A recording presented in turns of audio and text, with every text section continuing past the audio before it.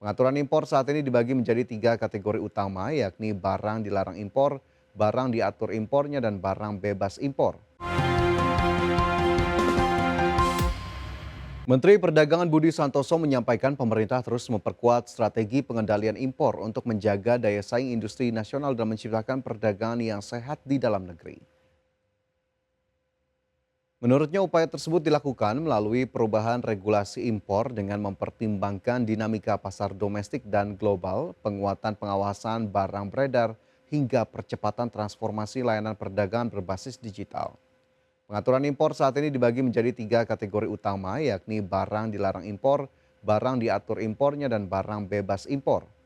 Budi menjelaskan barang impor pada prinsipnya wajib dalam kondisi baru. Importir juga harus memiliki nomor induk berusaha yang berlaku sebagai angka pengenal importir. Selain itu, Kemendak telah menerapkan digitalisasi layanan perdagangan melalui integrasi sistem perizinan dan pengawasan secara elektronik. Seluruh pelayanan perizinan berusaha di bidang perdagangan luar negeri 100% wajib daring melalui single submission. Di dalam kebijakan impor itu kan ada 3, Pak. Jadi impor yang bebas, artinya bebas masuk ke Indonesia. Kemudian yang kedua adalah yang dilarang, dan yang ketiga adalah yang diatur. Kalau tadi Bapak menyampaikan apakah bisa dilarang, ya bisa saja Pak, karena ada beberapa kan yang sudah dilarang. Nanti tergantung bagaimana alasan kita melarang komoditas itu untuk kita impor, tentu harus alasan yang kuat.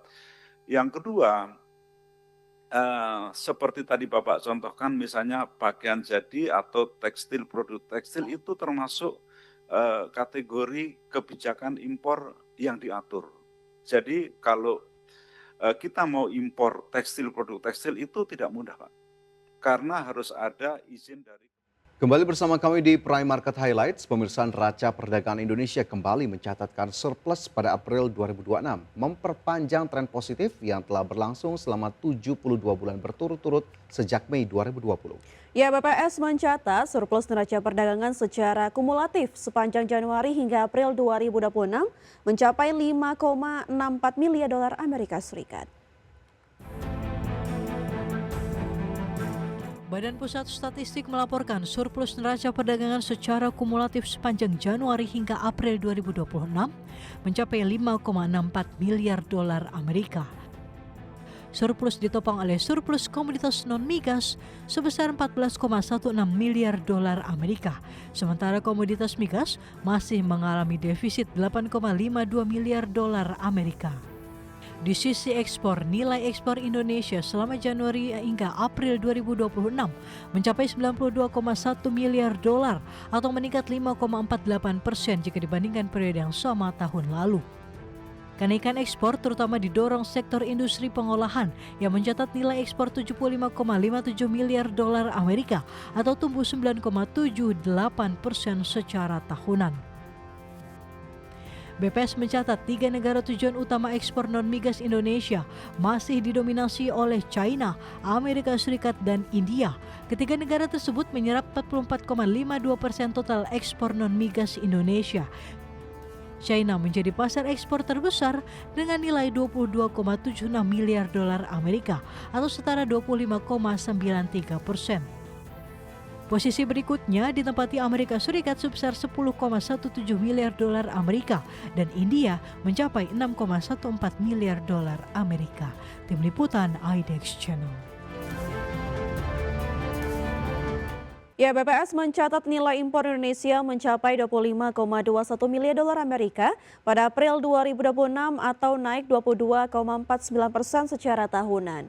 Nilai impor migas sebesar 4,6 miliar dolar Amerika atau naik 82,52%.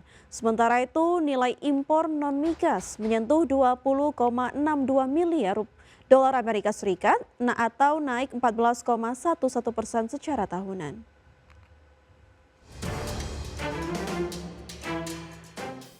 Badan Pusat Statistik mencatat nilai impor mencapai 25,21 miliar dolar Amerika pada April 2026 atau naik 22,49% dibandingkan April tahun lalu. Nilai impor migas secara bulanan sebesar 4,6 miliar dolar Amerika atau naik 82,52% secara tahunan.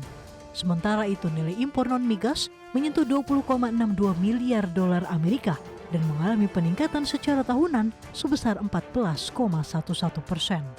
Sementara nilai impor sepanjang Januari hingga April 2026 mencapai 86,51 miliar dolar Amerika. Angka ini naik sebesar 12,04% secara tahunan. Jika dilihat menurut penggunaannya secara kumulatif, peningkatan nilai impor terjadi pada seluruh barang penggunaan. Nilai impor bahan baku dan penolong yaitu bahan bakar mineral, mesin dan perlengkapan elektrik serta berbagai produk kimia mencapai 61,82 miliar dolar Amerika atau naik 11,67% secara tahunan dan memberikan andil peningkatan sebesar 8,47%. Jika dilihat menurut negara dan kawasan tujuan asal impor, peningkatan nilai impor terjadi dengan China, Australia, kawasan ASEAN dan Uni Eropa, sementara untuk impor dari Jepang mengalami penurunan. Tim Liputan IDX Channel. Wakil Menteri SDM Yulio Tanjung menjamin pemerintah tidak akan menyesuaikan harga tarif listrik dalam waktu dekat. Di tengah pelemahan mata uang Garuda, pemerintah akan memperkuat sektor kelistrikan melalui program transisi energi guna meminimalkan ketergantungan pada impor bahan bakar fosil. Wakil Menteri SDM Yulio Tanjung angkat bicara terkait dengan pelemahan rupiah hingga menyentuh 17.900 per dolar Amerika. Yuliat menyebutkan untuk sektor kelistrikan, pemerintah menjamin tidak akan menyesuaikan harga tarif listrik dalam waktu dekat, di mana pemerintah bakal memperkuat sektor kelistrikan melalui program transisi energi guna meminimalkan ketergantungan pada impor bahan bakar fosil. Salah satu yang digenjot ialah dengan percepatan pembangunan pembangkit listrik tenaga surya berkapasitas 100 gigawatt serta penghentian operasional pembangkit listrik bertenaga diesel secara bertahap. Pemerintah juga telah melakukan identifikasi awal yang dilakukan bersama Kementerian ATR BPN dengan memetakan lahan mencapai 24.000 hektar di Pulau Jawa yang berpotensi digunakan untuk pengembangan proyek PLTS. Bahkan pemerintah juga tengah menyelesaikan rancangan peraturan Presiden tentang percepatan pembangunan PLTS 100 gigawatt. Eksekusi arahan Presiden untuk PLTS 100 gigawatt. Jadi ya kita jadi kalau ini PLTS 100 gigawatt ya berarti kan kita juga ini tidak ada kita memanfaatkan energi matahari untuk ketersediaan energi dalam negeri. Untuk 100 gigawatt ini ya kita akan lakukan percepatan. Yang pertama yang perlu kita siapkan itu adalah basic regulasi terhadap implementasi 100 gigawatt ini karena rentang kendali untuk pembangunan kelistrikan 100 gigawatt ini kan ada di berbagai kementerian lembaga termasuk proses perizinannya.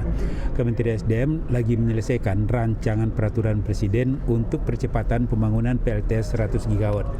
Jadi itu yang kita lakukan. Selain memastikan tidak ada kenaikan harga listrik, pemerintah juga menjamin harga bahan bakar minyak subsidi jenis solar dan pertalite tidak akan mengalami kenaikan di tengah lonjakan nilai tukar dolar Amerika Serikat terhadap rupiah. Langkah menjaga harga ini diambil melalui optimalisasi kapasitas pengolahan di dalam negeri. Jakarta, Ade Firmansyah, IDX Channel. Ajang turnamen catur IDX Channel Capital Market Chess Competition 2026 kembali digelar di Main Hall Bursa Efek Indonesia. Ya, ajang tahunan yang diselenggarakan oleh IDX Channel tersebut diikuti 32 tim yang berhasil ataupun yang berasal dari berbagai instansi tersebut diharapkan akan mendorong silaturahmi pemangku kepentingan di sektor pasar modal nasional. IDX Channel Capital Market Chess Competition 2026 kembali digelar.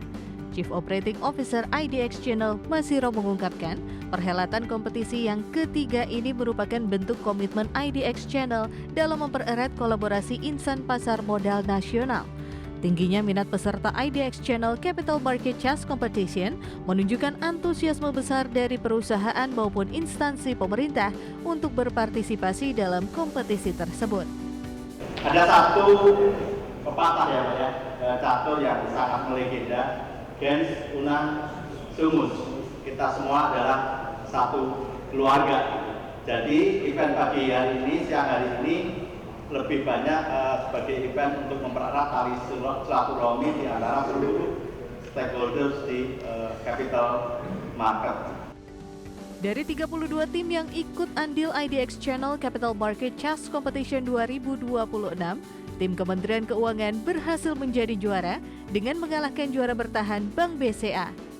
Harapan kami juga bisa ada kategori-kategori lain gitu. Jadi mungkin selain putra, putri juga ada gitu. Karena itu harapan kami juga bisa event-event lain juga bisa mengikuti seperti IDX Channel. Dalam kompetisi kali ini, peserta juga disuguhkan pertandingan eksibisi blindfold chess dari International Master Aditya Bagus Arfan. Dari Jakarta, Raharjo Patmo, IDX Channel.